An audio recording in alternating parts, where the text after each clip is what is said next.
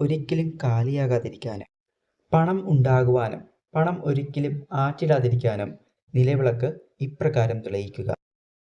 വീടുകളിൽ രാവിലെയും വൈകിട്ടും നിലവിളക്ക് കൊളുത്തി പ്രാർത്ഥിക്കുന്നവർ ഏറെയാണ്.